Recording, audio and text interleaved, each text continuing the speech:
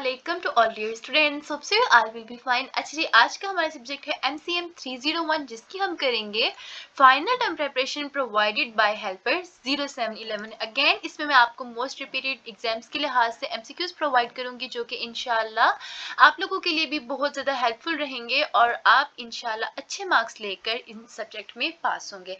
So let's start from our first MCQs. All of the following steps are essential to an effective response of questions. ठीक है, तमाम की जो response होते हैं वो ज़रूरी होते हैं क्वेश्चंस के लिहाज से सिवाय डाइसर्न के। ठीक है, लिसन, एंटीसेप्शन, आंसर्स वगैरह ये सारे एसेंशियल ज़रूरी होते हैं, लेकिन डाइसर्न जो है वो नहीं होता। ठीक है, डाइसर्न मतलब कि फ़र्क करना। अच्छा जी, नेक्स्ट है हमारा MCQs. When apply to business messages, जब हम लोग बिजनेस मैसेजेस में अप्लाई कर रहे हो करेक्टनेस को, means all of the following, तो इसका क्या मतलब है कि तमाम जो चीजें हैं वो क्या होनी चाहिए, चेक फॉन्ट स्टाइल में होनी चाहिए।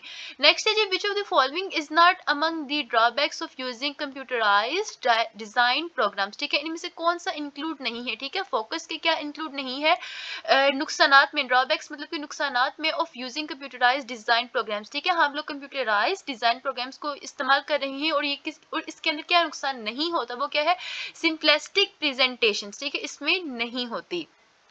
नेक्स्ट हमारे पास इंपॉर्टेंट MCQs है जी, sporting material can serve which of the following function. Sporting material जो है वो कौन सा मटेरियल सर्व कर सकता है, तो ये हमें दे सकता है apply clarity, increase interest and provide proofs. All of the given options is the correct answer.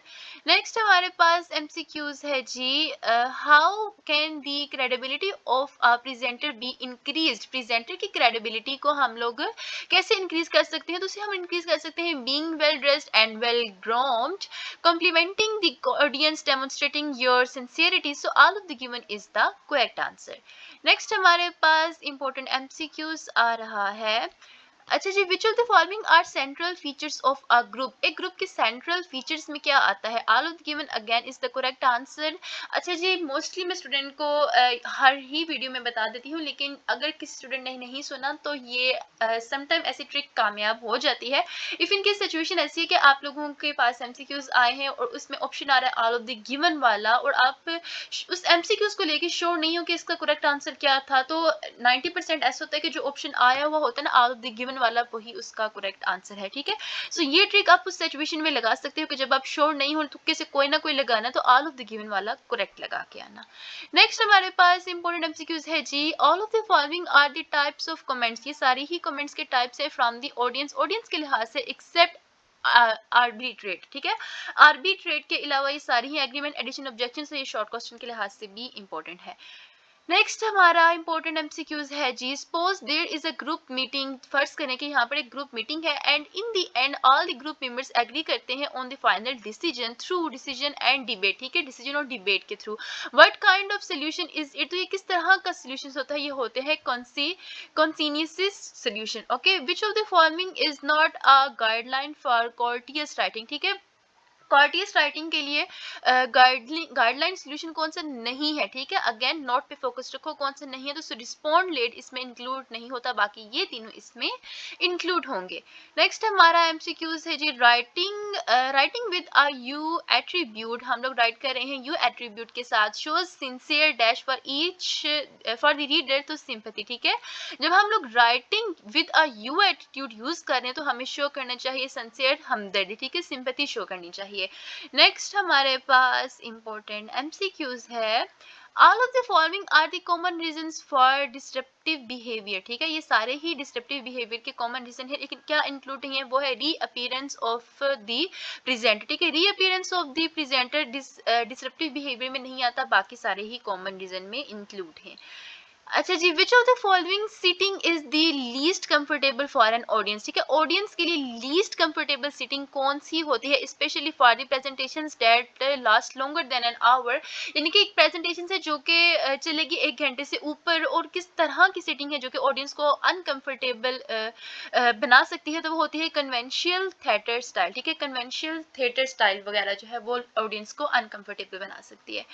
उसके बाद है जी, which one of the following refers to the seating arrangement in which people in the audience are seated in rows and columns without tables, so theater style arrangement इसमें आएगा. Which of the following is suitable for both promotional and informationals. अच्छा जी promotional और information यहाँ पे थोड़ा सा word misprinting है, so promotion और information के लिए हमारे लिए क्या suitable होगा U formation. अच्छा जी a speech designed to change or reinforce the audience, एक ऐसी speech जो कि डिज़ाइन की गई है चेंज या reinforce के लिए ऑडियंस के बिलीव्स को और एक्शंस के लिए, तो वो होती है persuasive speech. Next, while using a flipboard in presentation 6 multiply 6 by 6 की हम लोग flipboard presentation इस्तेमाल कर रहे हैं. What does it refers to, तो ये क्या रेफर करेगा? ठीक है, 6 by 6 का मतलब होगा 6 lines each having 6 words on a sheet. ठीक है, 6 lines और हर लाइन के अंदर 6 वर्ड होने चाहिए शीट के ऊपर. अच्छा जी, visual aids perform which of the following functions. Visual aids क्या करते हैं? ये एम्फेसाइज करते हैं इंपॉर्टेंट पॉइंट्स को, इलस्ट्रेट करते हैं थिंग्स कैसे वर्क करेंगी, एंड इलस्ट्रेट करते हैं how things related to another, कि किस तरह दूसरी चीज से रिलेट होती हैं. सो विजुअल एड्स याद रखना कि इंपॉर्टेंट पॉइंट्स बताते हैं, ये बताते हैं कि चीजें कैसे वर्क करती हैं और कैसे दूसरी चीजों से बिलोंग करती हैं. So all of the given is the correct answer. Next हमारे पास एमसीक्यूज है जी. Business associates can be helpful source for. Business associates जो है वो हेल्पफुल सोर्स हो सकते हैं किसके लिए? Identifying probable questions and objections के लिए. Which of the following should not be interpreted to mean witty which will result in an incomplete message, तो वो होती है conciseness. नेक्स्ट हमारे पास अच्छा जी 7 C's है, ये आपके बहुत ज़्यादा इंपॉर्टेंट है. अपने 7 C's के ऊपर स्ट्रॉन्ग ग्रिप रखें, क्योंकि 7 C's आगे आप जिस भी फील्ड में जाओगे ना तो ये बहुत मायने रखते हैं, और MCQs के लिहाज से तो ये सारे ही इंपॉर्टेंट हैं. तो 7 C's ये चारों ही है. कॉन्साइजनेस, करेक्टनेस, कंसिडरेशन, कॉर्टेसी और कंप्लीटनेस है. इसमें क्लैरिटी भी आता है. ये सारे साथ आप लोग याद रखना, ठीक है. अच्छा जी, नेक्स्ट है हमारे पास when do you think group rather than individual. जब आप ग्रुप के बारे में सोच रहे हो, लोगों के बारे में नहीं सोच रहे जो कि अकेले काम कर रहे हैं. Should be use to solve a problem, तो हम लोग क्या इस्तेमाल करेंगे इस प्रॉब्लम को सॉल्व करने के लिए? तो हम लोग इस्तेमाल करेंगे when a quick resolution is essential. अच्छा, नेक्स्ट हमारे पास MCQs है. which one of the following information is true about bar charts. इनमें से कौन सी देगी इंफॉर्मेशन हकीकत है बार चार्ट से रिलेटेड, सिंपल कॉलम चार्ट से रिलेटेड और मल्टी कॉलम चार्ट से रिलेटेड. सो बार, सिंपल और मल्टी कॉलम चार्ट्स क्या होते हैं? All can be use effectively for the same purpose. ठीक है, ये सारे इफेक्टिवली सेम पर्पस के लिए इस्तेमाल हो सकते हैं. कौन से charts? Bar, simple and multi column charts. Next हमारे पास है important MCQs. What is the basic requirement of coordinating behaviour. अच्छा जी, कोऑर्डिनेटिंग बिहेवियर के लिए बेसिक रिक्वायरमेंट क्या होती है? ये रिक्वायर करती है the exchange of message whether verbal हो या फिर नॉन वर्बल हो. Which one of the following is not required to keep conciseness in writing. ठीक है, अच्छा जी, कंसाइजनेस राइटिंग के अंदर ना रखने के लिए क्या चीज जो है वो रिक्वायर्ड नहीं है? अगेन नॉट रिक्वायर्ड है. तो नॉट रिक्वायर्ड में क्या आएगा? Adding extra and unrelated information जो है वो कंसाइजनेस में नहीं आती. कंसाइजनेस का मतलब क्या है कि आप जो भी पैराग्राफ को लिख रहे हो उसमें सिर्फ टू द पॉइंट बात करो, बेतुकी इंफॉर्मेशन प्रोवाइड ना करो. So adding extra and unrelated information required नहीं होती.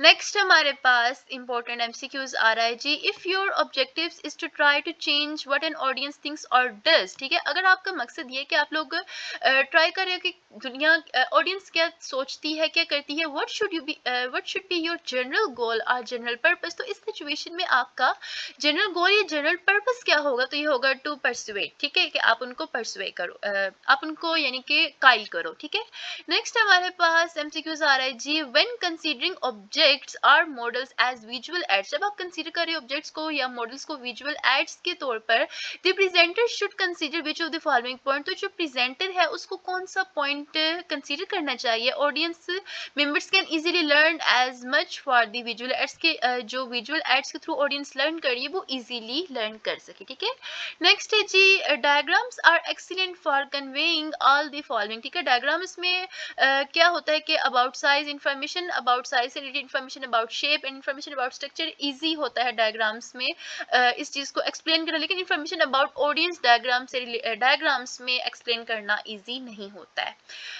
विच when using visuals in presentation, जब आप विजुअल्स को प्रेजेंटेशंस में इस्तेमाल कर रहे हो, which of the following should be avoided, तो आपको क्या अवॉइड करना चाहिए? Talking to the visual, visual से रिलेटेड बात करना, ठीक है? इस्तेमाल तो करें लेकिन उससे रिलेटेड आप बात ना करो, ठीक है? अच्छा जी, which one of the following is suitable for both promotional and informational presentations in either the proactive या interactive modes हो? तो यू इन्फॉर्मेशन, ठीक है? यू इन्फॉर्मेशन क्या होती है कि जी यू इन्फॉर्मेशन सुटेबल होती है प्रमोशनल और इंफॉर्मेशनल दोनों तरह की प्रेजेंटेशंस के लिए, चाहे वो प्रोएक्टिव टाइप में हो या फिर इंटरैक्टिव मोड्स की सूरत में हो। In which stage of group formation member work, अच्छा जी ग्रुप फॉर्मेशन मेंबर वर्क की कौन सी स्टेज में वर्क को सोल्व किया जाता है, कॉन्फ्लिक्ट्स एंड रिकॉग्नाइज करता है एक्सेप्टेबल काइंड्स ऑफ कंडक्ट, तो वो होता है नॉर्मिंग, ठीक है? अच्छा स्टूडेंट्स, यहाँ पे मैं आप लोगों से एक रिक्वेस्ट करना चाहूँगी, dear students please do subscribe this channel, क्योंकि ये मेरी ड्रीम है 10K सब्सक्राइबर्स की, और मैं 7000 प्लस जो है वो क्रॉस कर चुकी हूँ। तो मेरी आप लोगों से रिक्वेस्ट है कि please for my motivation also आप लोग इस चैनल को ज़रूर सब्सक्राइब करना। अगर मैं आप लोगों की हेल्प कर रही हूँ, आप लोगों का फ़ायदा ही है ना कि आप लोगों के पास्ट पेपर्स के फाइल्स आप लोगों को मिल रही हैं, और करंट पेपर्स के मैं सब्जेक्ट्स तमाम ही सब्जेक्ट की प्रोवाइड करती हूँ, आप लोगों की हेल्प हो रही है। तो in return for my motivation please do subscribe this channel, और अगर आपने कर लिए थैंक यू सो मच, अल्लाह करे आपका पेपर बहुत ज़्यादा अच्छा जाए, आमीन। अच्छा जी, नेक्स्ट है हमारे पास important MCQs, dash is often regarded as an undesirable thing. अच्छा वो क्या चीज़ है जो कि अक्सर ये रिगार्ड की जाती है कि ये अनडिजायरेबल है किसी चीज़ के लिए, which prevents the best ideas from being adopted, जो कि प्रिवेंट करती है best idea for being adopted, तो वो होता है कॉम्प्रोमाइज, ठीक है?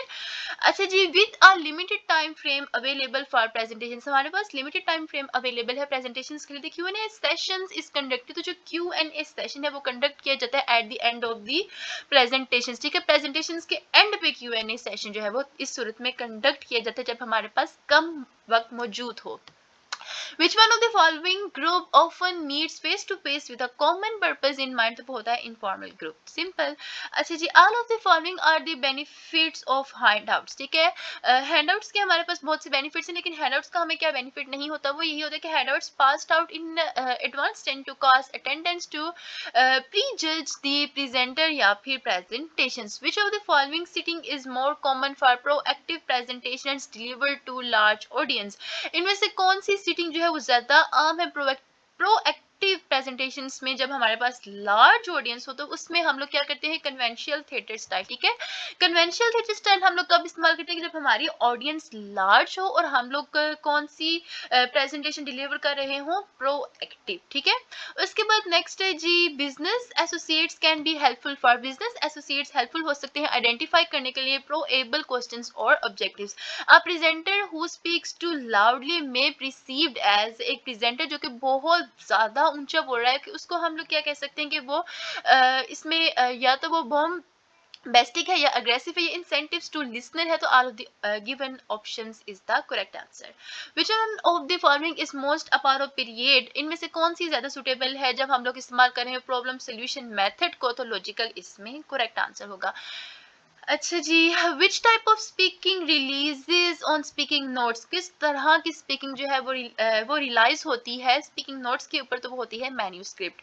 Which of the following is, अच्छा ये बड़ा इंपॉर्टेंट एमसीक्यूज है, बहुत ज्यादा इंपॉर्टेंट और रिपीटेड है। Which of the following is the skill, सारे ही इंपॉर्टेंट है लेकिन इनको कुछ कुछ एमसीक्यूज को मैं क्यों कहती हूँ कि ये बहुत ज्यादा इंपॉर्टेंट है, क्योंकि वो मैंने बहुत रिपीटेड देखा होता है, ठीक है? इसलिए कह देती हूँ कि ये बहुत दफा मेरी आंखों से गुजरा है।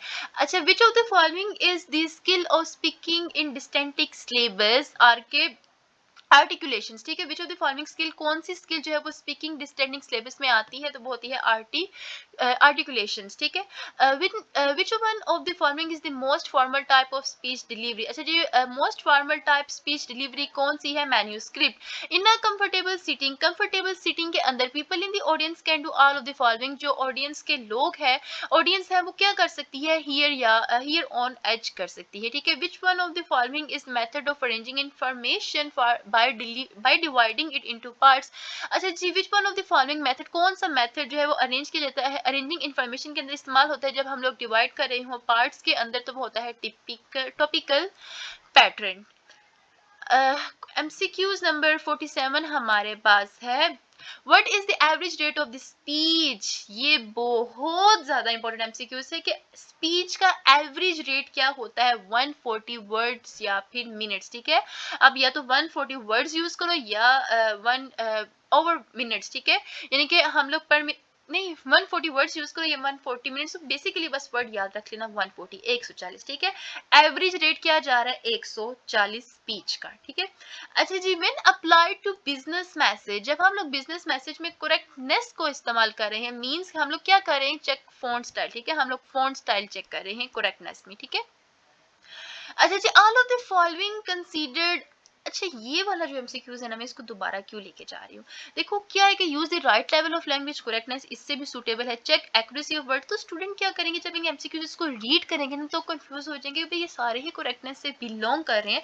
सो करेक्टनेस की डेफिनेशन याद रखो, correctness means check font style, ठीक है, ये याद रखना कि कौन से वाले पे टिक मार्क करना है, चेक फॉन्ट स्टाइल वाले पे। All of the following are considered as the core values of correctness, correctness की कोर वैल्यूज सारी ही ये आती हैं एक्सेप्ट क्या, लाउडनेस, ठीक है। लाउडनेस तो करेक्टनेस में नहीं आती ना, अगर आप किसी को बहुत ऊंची आवाज में एक्सप्लेन कर रहे हो तो ज्यादा देर ना तो आप बोल पाओगे और ना ही सुनने वाला ज्यादा देर सुन पाएगा। अच्छा जी, which of the given sentences is bias free, कौन सा सेंटेंस जो है वो बाइस फ्री होता है, workers with physical disabilities face many barriers on the job. All of the following are the benefits of handouts, ये हमारे पास repeated MCQs है, so let's move to the next one.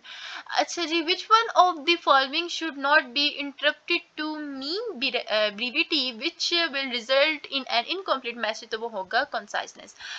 All of the following statements about groups are true. Groups से related तमाम ही जो statements हैं वो true हैं, सिवाय किसके कि group members are interdependent होते हैं, ये इसमें include नहीं होता, बाकी ये सारी statements group से related true होती हैं। All of the following are the common reasons for disruptive behavior, reappearance of the presenter, ये भी repeated आ गया जी। तो चलो जी, हम लोग अपना नेक्स्ट एमसीक्यूज देखते हैं। अ presenter can prepare effective responses by which of the following, एक प्रेजेंटर प्रिपेयर कर सकता है इफेक्टिव रिस्पॉन्स किस तरीके से, एंटीसेप्टिंग के थ्रू, आंसरिंग के थ्रू और रिवाइजिंग के through. So all of the above is the correct answer. Effective writers visualize the dash before starting to write, जो effective writer होते हैं वो visualize करते हैं पहले रीडर को के पहले लिखने, ठीक है, यानी कि वो लिखना स्टार्ट करने से पहले वो क्या विजुअलाइज करते हैं, रीडर, ठीक है, रीडर की सोच को देखते हैं कि पढ़ने वाले को, यानी कि आप फर्स्ट करो कि आप कुछ लिखने के लिए बैठने लगे हो, ठीक है, तो ये सोच लेना कि जो मैं लिखने लगा हूँ जो रीडर इसको रीड करेगा उसके ऊपर इस चीज का क्या इफेक्ट होगा, कैसा उसको ये चीज लगेगी, उसके बाद आप लिखोगे तो आप ज्यादा अच्छा लिख सकोगे, ठीक है, क्योंकि आप लोग बेसिकली यही इसीलिए अपने रीडर के लिए लिख रहे हो ना। तो जब हम लोग कोई भी बिजनेस वगैरह करें तो हम लोग ये नहीं सोचते कि हम अपना बिजनेस ग्रो, हमने अपने बिजनेस में ज्यादा पैसा कमाना है, ठीक है, अगर आप ये सोच रखोगे तो आप ग्रो कर सकते हो, लेकिन अगर आप ये सोच रखोगे ना कि हम जो बिजनेस करने लगे हमने ऑडियंस की, कस्टमर्स की नीड्स को पूरा करना है ताकि कस्टमर्स हमारे साथ इंटरेक्ट हो, हमारे साथ अच्छा स्ट्रॉन्ग रिलेशनशिप बढ़ाए, तो इस सिचुएशन में आप ज्यादा ग्रो करोगे, ठीक है। जब आपके कस्टमर्स आपसे सेटिस्फाइड होंगे तो डेफिनेटली वो आपके पास अगेन एंड अगेन ही आएंगे ना, तो इस तरीके से ये चीज देखी जाती है। नेक्स्ट है जी, which of the following can help the presenter to avoid a computer. अच्छा जी, प्रेजेंटर जो है वो which one of the following can help the presenter, इनमें से क्या है कि जो प्रेजेंटर की हेल्प कर सकता है कि वो कंप्यूटर को अवॉइड करे, तो वो है have backup technical support available, have a contingency plan and backup technical support available, identify करें इसमें okay sorry, have a contingency plan and backup technical support available, business associates can be helpful source for identifying probable questions and objectives, ठीक है। अच्छा जी, first करें कि there is a group meeting and in the end all the group members agree on the final decision through decisions and debate, ये हमारे पास repeated आ गया again। अच्छा जी, repeated इसलिए आ रहे हैं क्योंकि आपके क्वेश्चंस पास्ट पेपर्स में रिपीट हो रहे हैं ना, तो वो फाइल्स ये सारी इकट्ठी की गई हैं, ठीक है, एक ही फाइल नहीं, डिफरेंट पेपर्स की फाइल्स को इकट्ठा किया हुआ है। तो आप लोगों से रिक्वेस्ट करूंगी कि प्लीज सारे ही एमसीक्यूज को ध्यान से सुनो, पेपर देने से पहले तो जरूर ही सुन के जाना, ताकि जब आपके पेपर में यही एमसीक्यूज रिपीट हो जाए तो आप इनके करेक्ट आंसर लगा के आ सको, ठीक है। अच्छा, यहाँ पे एक और बात बोलना चाहूंगी, सुननी है तो सुने, नहीं तो एक आधे मिनट की वीडियो स्किप भी कर सकते हैं। वो बात ये है कि सम टाइम ऐसा होता है कि हम लोग कोई एमसीक्यू सॉल्व कर रहे होते हैं ना, तो हमारे ना हमें थोड़ी कंफ्यूजन हो जाती है दो एमसीक्यूज में, तो हम लोग सोच में पड़ जाते हैं कि कौन सा वाला करेक्ट है, क्योंकि हमने उस एमसीक्यूज को पहले रीड किया होता है, लेकिन एंड टू द पॉइंट हम लोग एमसीक्यूज में कंफ्यूज हो जाते हैं कि पहले वाला ठीक था या दूसरे वाला ठीक था। तो ज्यादातर ऐसा ही होता है कि जो आंसर आपके दिमाग में पहले आया हो ना वही करेक्ट होता है, दूसरे वाला आपको कंफ्यूज कर देते हैं, ठीक है। ये ऐसा नेचुरली होता है हमारे साथ, ठीक है। तो प्रेफर करूंगी कि जो आपके दिमाग में पहले आए उसी को ही करेक्ट कर देना, और लेकिन अगर आप फिर भी थोड़े बहुत कंफ्यूज हो तो उस एमसीक्यूज को कुछ देर के लिए छोड़ दो और नेक्स्ट एमसीक्यूज की तरफ जाओ, उनको सॉल्व करो। क्योंकि जब आप उस एमसीक्यूज को याद करने की कोशिश करोगे तो आपके दिमाग में ये साइकिल चलना शुरू हो जाएगा कि इस एमसीक्यूज का करेक्ट आंसर क्या था। तो कहीं ना कहीं आपका दिमाग उस एमसीक्यूज के करेक्ट आंसर को पकड़ लेता है और आप फिर जाके उस एमसीक्यूज का करेक्ट आंसर लगा के आना। लेकिन अगर आप इस चीज को थोड़ा टाइम दिए बगैर ही अगले एमसीक्यूज पे चले जाओगे और जो भी ज़हन में लगा दोगे ना, तो आपके दिमाग भी इस साइकिल को छोड़ देगा कि मैं याद करने की कोशिश करूं, ठीक है। तो ये छोटी छोटी टिप्स एंड ट्रिक्स हैं जो कि मैं आप लोगों को बता रही हूँ, और ये हेल्पफुल भी होती हैं, ठीक है। अच्छा, इतनी हेल्पफुल होती हैं ये तो मैं मानती हूँ, क्योंकि मैं भी अपने टाइम में इस तरह की चीज़ें अप्लाई करती होती थी और मोस्टली स्टूडेंट्स मेरी टिप्स एंड ट्रिक्स वाली वीडियोस से मानते भी हैं। तो भाई इतनी ज़्यादा अगर मैं आप लोगों के लिए जितनी हो सके हेल्प करती हूँ, तो प्लीज़ मेरी भी रिक्वेस्ट है कि dear students please subscribe this channel, ठीक है। अच्छा जी, नेक्स्ट है हमारे पास, when do you think groups rather than individual, जब ये भी रिपीटेड आ गया जी।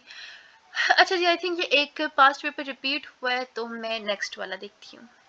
हमारे पास all of the following are considered as some basic truths about human nature, ये सारे ही कंसीडर किए जाते हैं ह्यूमन नेचर से रिलेटेड, कि ये सच है that help us humanise our business message except, यानी कि ये सारे self people are self centred, people are defensive, people are perfect, ये इसमें इंक्लूड नहीं है, बाकी ये सारे ही इंक्लूड आते हैं। सो पीपल आर परफेक्ट ये हम लोग पढ़ के ही कह सकते हैं कि भाई ये एक ऐसी चीज़ है जो कि इसमें इंक्लूड नहीं होती है। People are not perfect, no one is living a perfect life.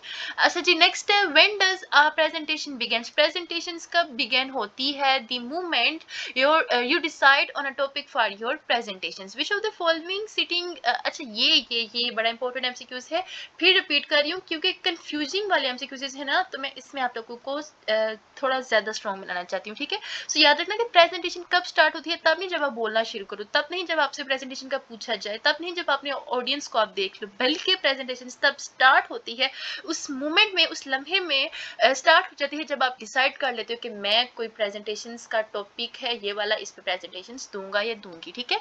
Which one of the following seating is the least comfortable for an audience, ये हमारे पास रिपीटेड है जी। अच्छा, नेक्स्ट हमारे पास है all of the following tactics can be employed for dealing with disruptive incidents except drag, ठीक है। ड्रैग इसमें इंक्लूड नहीं होगा, बाकी सारे ही डिस्ट्रप्टिव इंसिडेंट्स के लिए इंक्लूड होंगे।